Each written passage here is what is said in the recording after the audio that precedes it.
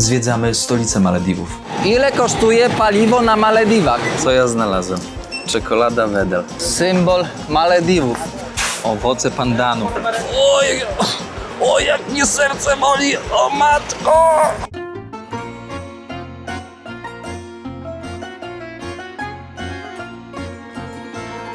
Witam serdecznie, moi drodzy. Nowy odcinek, nowa ja. Wciąż jednak jestem tutaj w tym seledynowym, chyba seledynowym, tutaj panie muszą potwierdzić, kolorze, w miejscu, ktoś by powiedział, że obskurnym, ale stabilnym. Tak jak wcześniej wspomniałem, nie muszę przenosić plecaka i rzeczy, tylko mogę się skupić na zwiedzaniu i odkrywaniu Malediwów. Moi drodzy, dzisiaj idąc za ciosem, zwiedzamy stolicę Malediwów. Male, czyli nazwa stolicy, to jedno z najmniejszych państw na świecie. Oczywiście nie jest to top 1, bo top 1 to jest Watykan, ale są też na przykład na Oceanie Spokojnym, czyli w Oceanii, takie kraje jak Tuwalu, Kiribati, Palau, dokładnie. Więc z tych krajów jeszcze kilka mniejszych, które mają mniejsze stolice, jest na świecie. Moi drodzy, dzisiaj ruszymy w miasto, żebyście mogli poczuć klimat malediwskiej stolicy od środka. Poszukamy ciekawostek, poszukamy takich aspektów kulturowych, które mogą być dla nas ciekawe, no i poobserwujemy po prostu ludzi. Szanowni Państwo, zostawcie łapeczkę, komentarz, podajcie odcinek dalej, a ja Was zapraszam w podróż po stolicy. Ruszamy. Przed wyjściem, szanowni Państwo, kubeczek ciepłej wody. Na żołądek dobrze robi. Zwłaszcza kiedy przyjeżdżasz do nowego kraju i masz inne jedzenie. Wychodzę ze swojego labiryntu. Hello. Hello, bro. Hello, bro. Hello. Słuchajcie, lecimy na śniadanko. Jest trochę turystów, jak widzieliście. Jacyś Azjaci, jacyś Koreańczycy. Pójdziemy na jakieś śniadanie takie lokalne, takie tutejsze, malediwskie, czyli z tuńczykiem.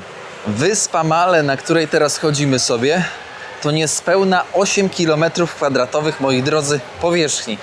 Bardzo mała struktura. I na tej strukturze około 200 000 ludzi. Ja tak się zagapiłem, bo widzę jakaś tutaj Ragalach Chota. Coś wygląda interesująco. Trzeba wejść i spróbować, co tam mają. No, knajpka lokalna. Zobaczcie, jakie mają tutaj przysmaki. Ale to pewnie jest... Hello, brother. This is tuna. No. And this is mash roshi. Please, mash roshi. Three, yes. Masz? Yes, and maybe... Ale tego tutaj jest. Bierzemy warzywka, bierzemy krążki z tuńczyka, które tutaj pan załadował. Bierzemy pudding. Ten tutaj. No, I have water. Thank you.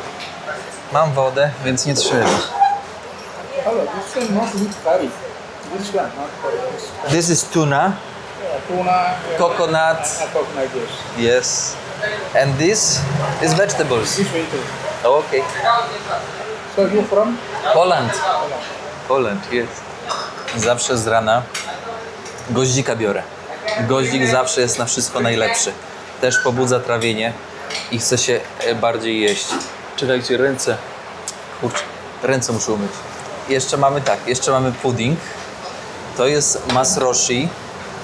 Masroshi to jest taki przysmak z tuńczyka.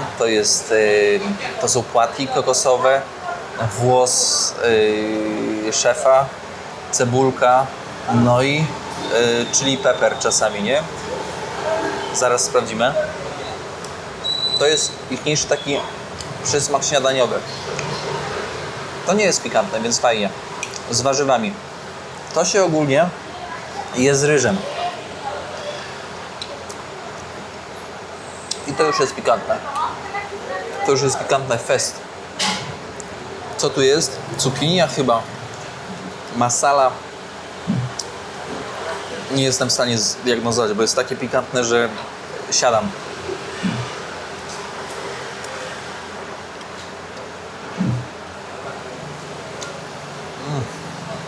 Herbatka jeszcze wleci. Zobaczcie, jak fajnie na rogu restaurant zrobiony. Tutaj zresztą są takie wąskie uliczki, więc miasto jest... No, water no. Tea. Thank you, sir. Pan bardzo pomocny. Wszyscy się troszczą o mnie, żebym tutaj nie był głodny. Karamel. Moi drodzy, to jest pudding, deser jajeczny. Widzicie to? Często lokalni zjadają po jedzonku, które jest pikantne. Po chili, bo to ponoć łagodzi. Mój pierwszy kęs właśnie tego puddingu malediwskiego na waszych oczach, chociaż nie mogę go złapać, jak widzicie, są tu problemy techniczne z łyżeczką. Kierowniku, w którym roku była nauka obsługi łyżeczki? Ale aksamitne. Nie jest słodki wbrew pozorom. Fajnie wyważony smak. Jest przyjemny taki zbalansowany całkowicie. Wow. To jest pyszne. Zrobić takie cudo z jajek to jest naprawdę wyczyn, moi drodzy. Do tego herbatka. Pan się tak wczuł, że aż mi torebkę z herbatą wyciągnął. Jak w eleganckim restaurancie. Ale trafiłem dobrze. Knajpka na rogu. Tutaj, szanowni państwo, się sztućców nie używa. To się rękoma je. Dosłownie. Normalnie formujesz ryż, do buzi wkładasz łapkę i jesz. Bo ja wam powiem jedno, że sztućce w jakimś stopniu zmieniają smak jedzenia. Bo ten pierwszy dotyk ust jest właśnie ze sztućcem języka. To trochę zmienia, ale pozwala zachować higienę. Czyli nie jesz tego, co masz pod paznokciami. Tak dosłownie, no. Fika. F-I-K. This is one cafe. Okay. This comfortable. Okay. This expensive. No, it's not expensive. No, it's I go. Thank you so much, sir. Bye bye.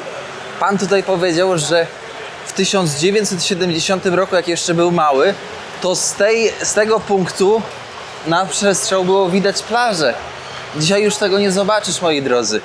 Nie zobaczysz, bo no niestety bądź stety wyspa nie ma jak rosnąć, jak tylko i wyłącznie w górę.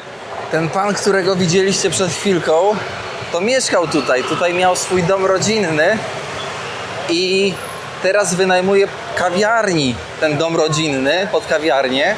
No i dobry hajsik z tego trzepie, bo to jest samiutkie centrum. Zresztą zobaczcie, jak tutaj te witryny wyglądają. Tutaj w żadnym wypadku nie są podobne do tego, co jest w Indiach. Jest pełna kultura, jest pełna klasa. Na każdym rogu jakieś jedzonko, kanapki, kurczak, jajko i na każdym rogu supermarkety. Ale wejdę, pokażę wam jedną ważną sprawę tutaj do tego supermarketu.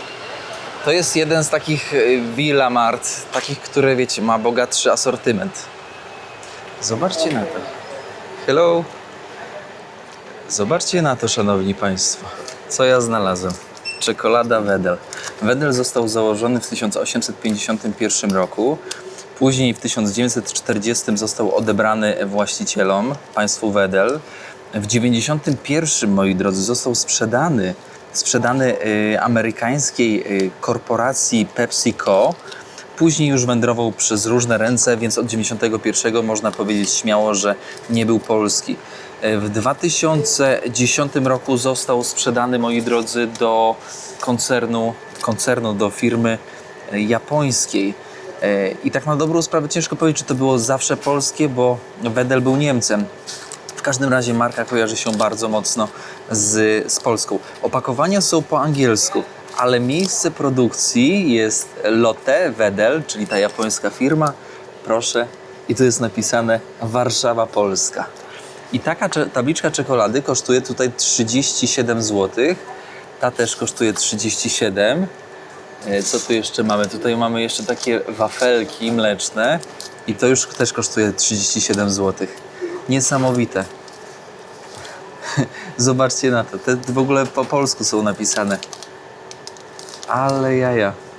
Mleczna z wafelkami orzechowymi. Niesamowite. Tyle kilometrów, tyle tysięcy kilometrów i że to się opłaca. Kto z nas nie zna WW, chrupiący wafelek w mlecznej wedlowskiej czekoladzie.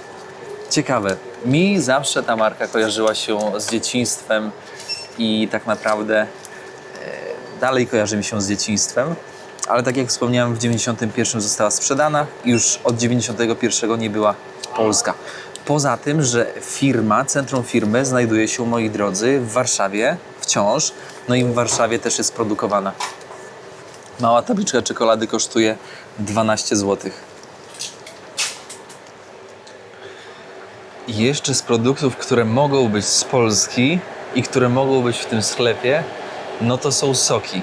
Ale tutaj nie widzę, bo z tego co się orientuję, to Hortex i chyba Tymbark mogą eksportować, ale w tym sklepie akurat ich nie ma. Niesamowite też jest to, że w 2025 Polska otrzymała koncesję na eksportowanie wysokiej jakości wołowiny właśnie na Malediwy.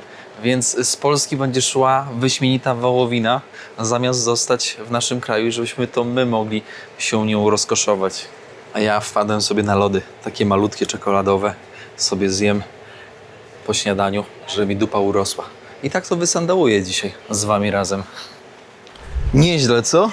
Czekolada z Polski, ale pogadałem sobie tutaj właśnie z panem i on mówi, że ta czekolada do nich przypływa ze Sri Lanki. Że to Sri Lanka importuje, a później reimportuje tutaj na Malediwy. Taki lód, moi drodzy, kosztuje 2 zł. Nie zdążyłem wyjść ze sklepu, a się rozpuścił. Skubaniec. Jeszcze z takich ciekawostek to importują z Polski wodę. Dacie wiarę? To jest jakieś nieporozumienie. Znaczy nieporozumienie. Biznes. Polska woda jest nawet w Stanach. Polska woda naprawdę idzie na szeroką skalę na prawo i na lewo świata. Że to się opłaca. Wodę eksportować. To jest jakieś nieporozumienie. Czy ja wyglądam na osobę, która by płaciła za butelkę, załóżmy 8 zł, bo z drugiego końca świata? Sorry, ale nie. Powiem wam, że mam ze sobą łyżeczkę tytanową, kupiona u Chińczyka za 10 zł. Coś takiego. Super jest. Ja tak nienawidzę tych patyczków drewnianych. One jakoś sprawiają, że mam takie dziwne poczucie w buzi. Po prostu nie mogę znieść tego smaku. Czy to tylko ja mam tak, czy wy też macie tak? Patyczki drewniane po lodach. Moja zmora dzieciństwa. Nie wiem, o co chodzi. To psycha gdzieś siadła w którymś momencie życia. Blok z blokiem się nie mógł dotknąć. Na szerokość palca zostawili przestrzeń. Jak przyjdzie tsunami, ziemia się zacznie ruszać, no to jeden o drugi blok będzie obijać jak paczka papierosów. Jak papieros o papieros w paczce, szanowni państwo.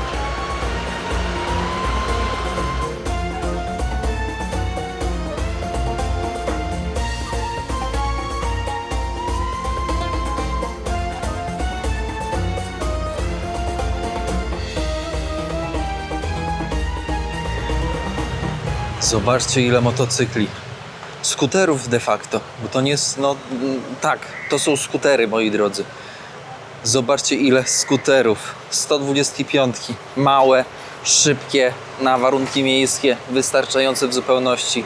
Budżetowe, bo tak naprawdę nie kosztują nie wiadomo ile. A przed nami oczywiście meczet, bo jak wiemy, Malediwy są opanowane przez islam w 105%.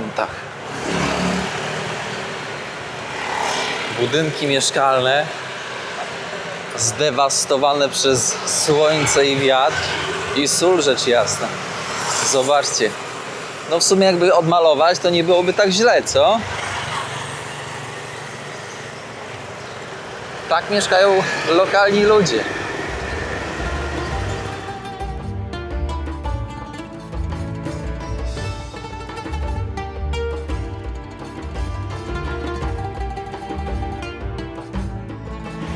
Życie tutaj nie jest takie tanie, jak wspomniałem wcześniej. Wynajęcie mieszkania 45 metrów oscyluje w granicach 900 tysiąca dolarów. Czyli można lekko policzyć na szybko, że 3,5 tysiąca trzeba liczyć lekką ręką, żeby można było mieć swój kawałek podłogi. To jest dużo, to jest taka cena, którą można porównać do tej ceny wynajmu w Warszawie.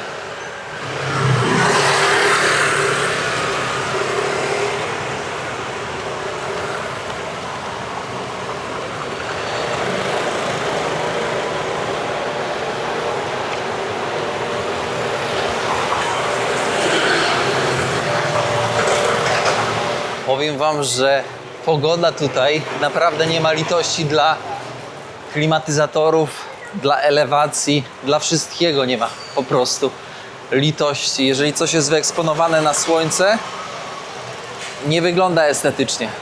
Trzeba o to dbać, konserwować. Warto jeszcze jednak wiedzieć o tym, że na samych Malediwach, na tym prawie 1200 wyspach, żyje około 500 000 ludzi. 75% tych ludzi, tej populacji, to lokalni. Pozostałe 25% to mieszanka 3 krajów. Głównie 3 krajów. Nie liczymy tutaj turystów oczywiście, nie? Bo tak nie miałoby to sensu. Przyjeżdżają tutaj z Indii, z Bangladeszu i, moi drodzy, ze Sri Lanki. Te 3 kraje. Dziwi mnie jedynie fakt, że nie ma tutaj jakiejś większej społeczności z Pakistanu. Rozumiecie? Islam i islam, koledzy. Jednak Pakistańczyków tutaj ani jednego nie spotkałem.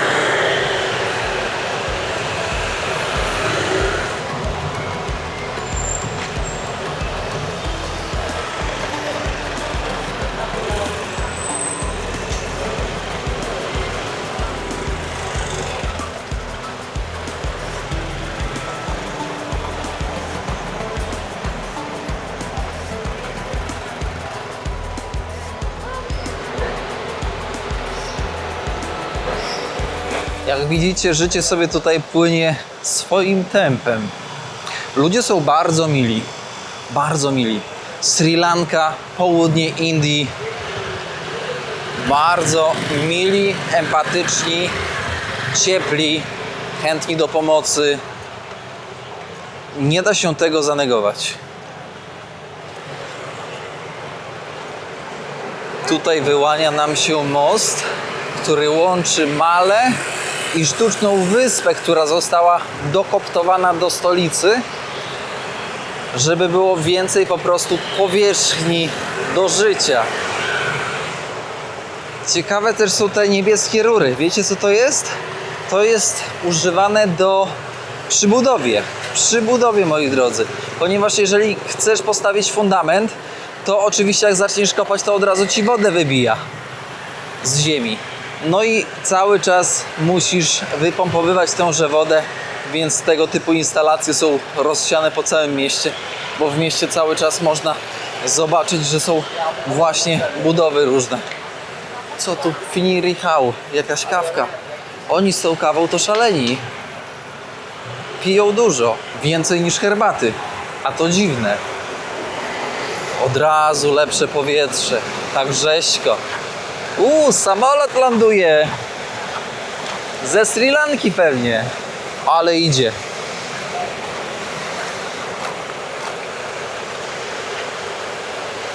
Proszę zobaczyć, i te rury się kończą w ten sposób. Ta woda wychodzi prosto tutaj do oceanu.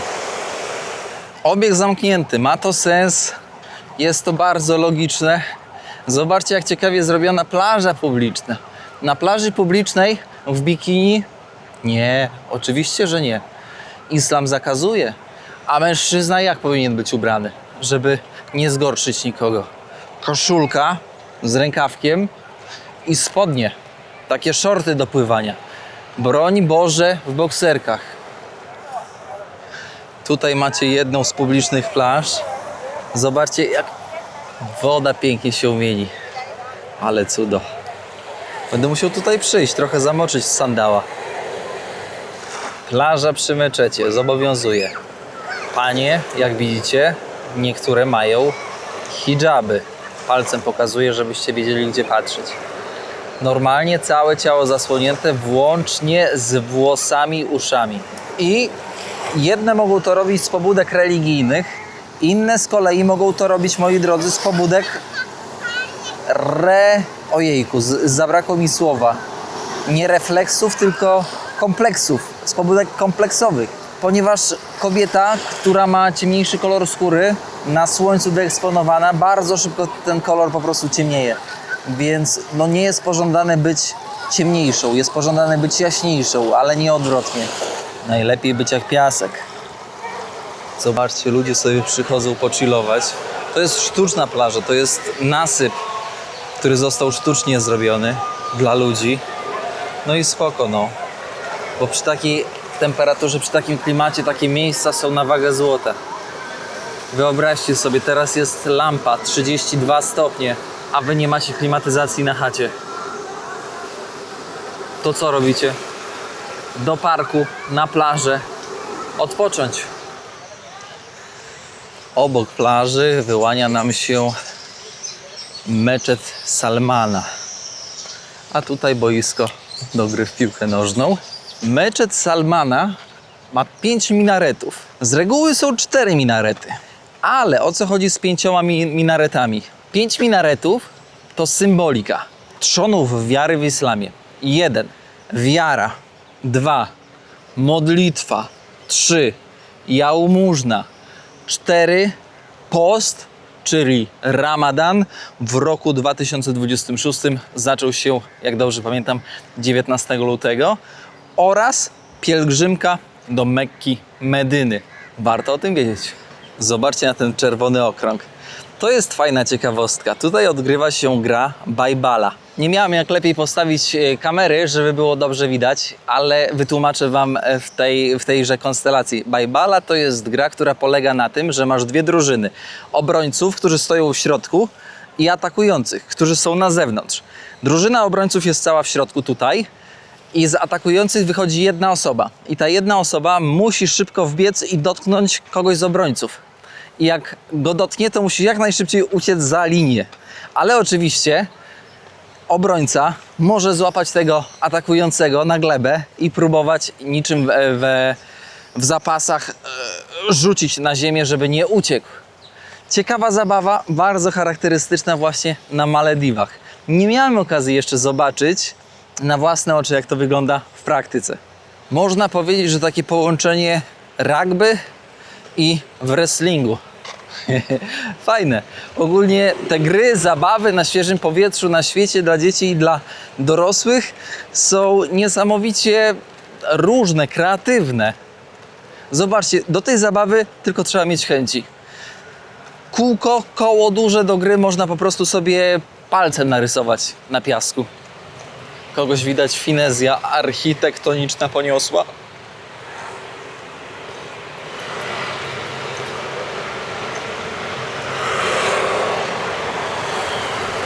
Miejsce wymiany waluty. Wchodzę, pytam z buta, z sandała. Chcę wymienić dolary. Ile za $1 dostanę ichniejszych rupii?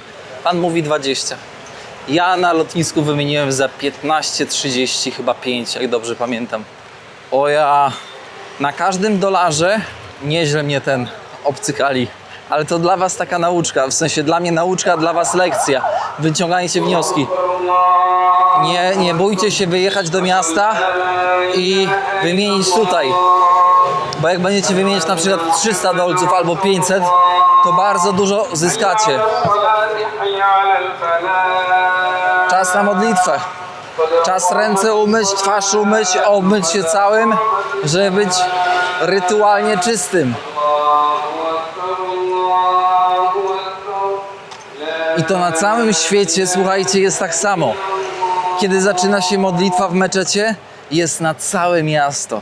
Czy ja jestem fanem takiego głośnego modlenia się na całe miasto? Odpowiedź brzmi nie. Z prostej przyczyny. Klaksony i takie modlenie się 5 razy dziennie na całe miasto robią hałas. Robią chaos dźwiękowy. Mózg nie ma odpoczynku. I moi drodzy, prosta sprawa. Wszędzie tam, gdzie cały czas jest głośno, mózg nie może się uspokoić. I to jest przyczyna, dla której, moi drodzy, zakazałbym tego.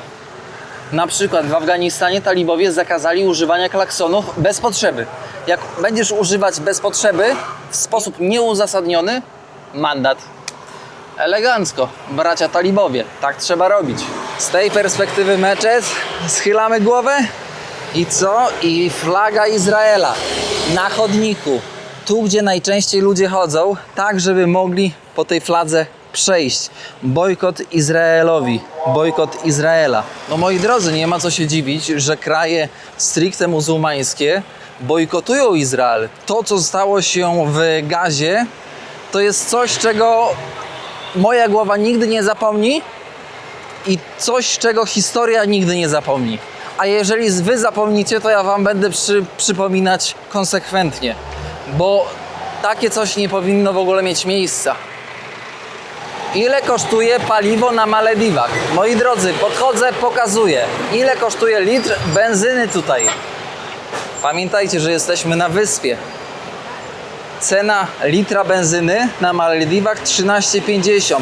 W przeliczeniu na złotówki to jest około 3 zł 12 groszy. Myślałem, że będzie droższa. Jestem, przyznam szczerze, zdziwiony, że tak tania.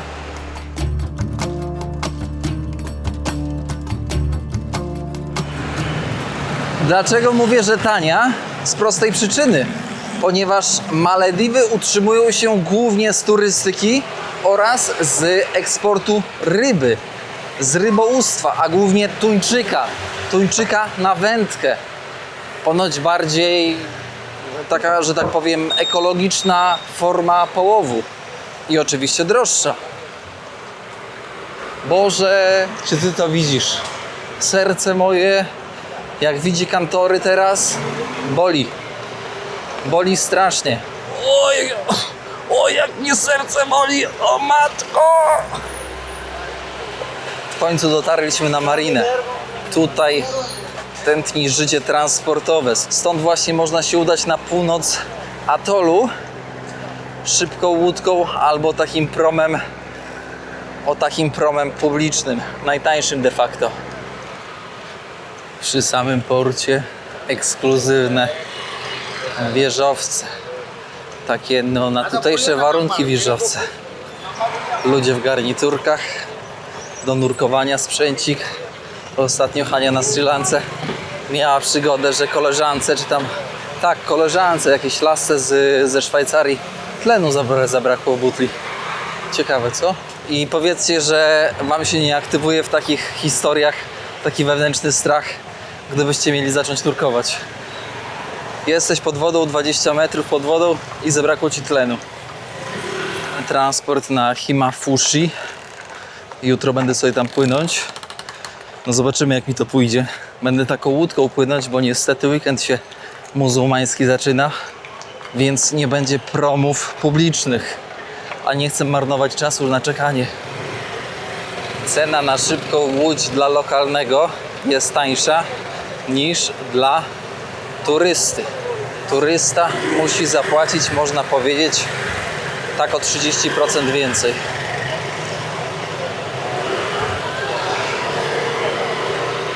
Tutaj malediwski czerwony dywan.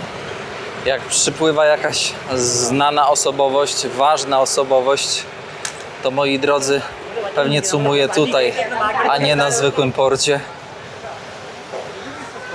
Jest ekskluzywnie. Towar wiozą. Zobaczcie, jak te łodzie są wypakowane. Na full. Różne towary, soki, majonezy, sosy, silniki, izolacja. Wszystko. Wszystko, co jest potrzebne, moi drodzy, do życia. A my idziemy na fish market, czyli market rybny. Chciałbym zobaczyć na tym fish markecie filetowanie tuńczyka. Ciekawe, czy mi się to uda i czy wam się to też uda. Tutaj pranko na łodzi. No życie, wszystko się kręci wokół łodzi, wokół wody. Tutaj przy nabrzeżu. O kurde, tutaj naprawdę musi być super ciekawie z samego rana, kiedy ja śpię. A, jednak, hello brother. Jednak, moi drodzy, trochę jeszcze, że tak powiem, towaru jest. Towar jeszcze przyszedł. Jest ryba. Świeża. Ale mała tuna. Small tuna. Zobaczcie. Ale... Wow. Symbol Malediwów. Lutianusy. Czerwone ryby. Rafy. Ryby raf koralowych. Główna ryba jedzona tutaj w tym rejonie świata, moi drodzy. Ale wielka. Mięsista. Kurde. Mięsista i twarda taka. Suszona rybka w workach. Później w sklepie kupujesz taką suszoną rybkę. O taką i taką. Zauważcie, że much nie ma. Jednak wiatr i sól robi swoje. O, kolejna elegancko wysuszona. Powiem wam, że nie wygląda to najbardziej higienicznie na świecie. Pewnie też nie jest. Ciekaw jestem, czy obiad z takiej ryby to jest suszony tuńczyk. Ale kamień, normalnie kamień. Można jajka bić tym. Tutaj Andrzej poluje na coś. Zobaczcie na to. Tuńczyk suszony. A chytrusy wędkują sobie, bo tutaj resztki ktoś wrzuci do wody. To inne ryby. Hello. The small. Ryb. Tu kolega takie złapał. Wow. Co to za noski, ty? Proszę. Płaszczkowata na darmową wyżerkę wpadła. Zobaczcie.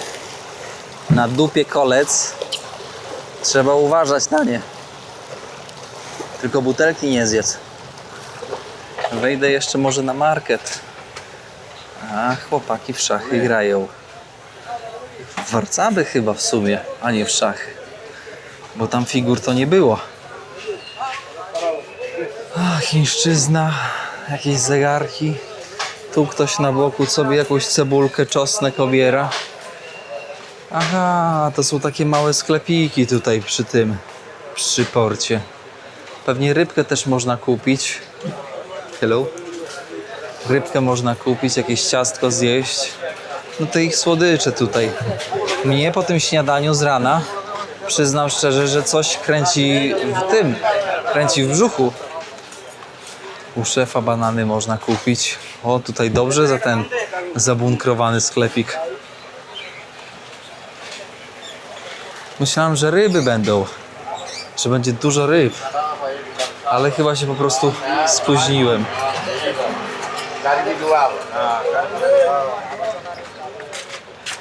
A jednak się nie spóźniłem, bo to są różne sekcje. Tuna. Tuna. Dried tuna. Dry tuna. Yes. Wow. Fresh dry tuna. Very nice smell. Ale zapach. How much for 1 kilo? The kilo kilometer. This one for 30 rupiah. 30. 35 30. rupiah. 35. 35. 35 rupii za taki kawałek. Thank you, sir. Ale zapach. Piękny zapach. Tutaj u pana jest troszkę bardziej higienicznie. Hello, sir. Przepięknie, zobaczcie, zrobione. Bardziej higienicznie. Tuna. 35 rupii. To niedużo. To jest 8 chyba złotych. Ale zapach Przepiękny zapach, zero much, zero to nie, bo jakąś jedną widziałem, ale to jedna to przez przypadek tutaj przyleciała chyba samolotem. Wow. Sir, this is tuna? No, tuna. Wow. I wow, Yes, wow. wahoo. It's marlin. Patrzcie jak... It's marlin. A, marlin. Yes. O, thank you. Wow. Ale twarde. Very hard. Like hammer. Like stone. Niesamowite. Barracuda? Wow. Barracuda. Barakuda. Zapytałem pana, czy mogę. Taste, taste. Spróbuję. Spróbuję. Kawałek barakudy. Salty. Salty. Ale smaczna. Thank you, sir. Ale przyjemny. Taki sól dominuje, nie? Ale bardzo przyjemny smak. Każda sekcja coś ma. Ale przyjemny smak był. Zobaczcie, jak orzechy betelowca. From Malediva. In Maledivas. Orzechy betelowca. Tutaj kolega pocięte takie na takie kawałeczki. To jest taka używka ichniejsza. Can I try? Small? No, one is small. It's okay. Gryzę orzech. Ale gorzki. Ale gorzki. Tough. Betel. Thank you, sir. Takowy liścia się go tego tutaj pakuje. Te orzeszki, znaczy orzechy betelowca pocięte. Ale wykręca ryj. Co oni w tym widzą? Chyba to, co ja widzę w goździkach. To chyba na tym polega, nie? Żeby wykręciło. Coconut honey, and coconut powder. miód i wiórki kokosowe. O mój Boże, jakie to jest dobre. Mango. Wow. Super nice. What price for one? Coconut and sweet hot. Coconut honey. $1. In rupees. Rupees. 15 rupees, 10 rupees, 10 rupees. 10 rupia. 10 rupii takie coś biorę. 2 cygara kupione. Słuchajcie, miód i kokos. W liściu chyba bananowca. Nie wiem w jakim to liściu, bo ciężko rozpoznać w takiej kondycji. Ale będzie na czarną godzinę w plecaku. Wysuszone fest. Jak wiór. Ale pyszne. Ale kolory. Patrzcie, jakie świeże warzywa.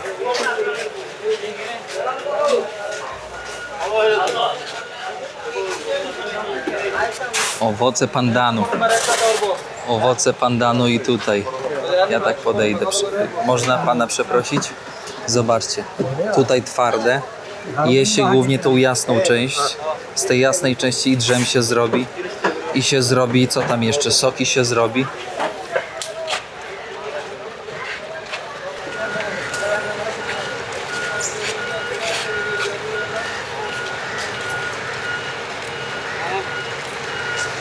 Szanowni Państwo, kończymy dziś odcinek ze stolicy Malediw, z Male. Dziękuję za uwagę.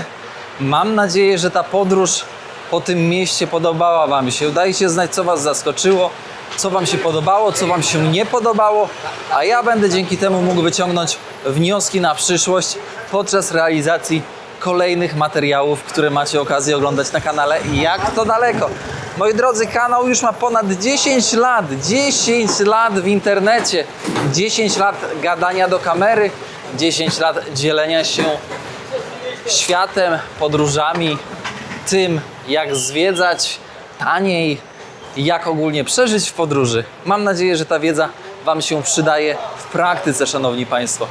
Trzymajcie się ciepło, zostawcie łapeczkę, komentarz i podajcie odcinek dalej, żeby sandał mógł jeszcze bardziej i dłużej sandałować. Dziękuję Wam bardzo. Trzymajcie się, szanowni Państwo. Do usłyszenia.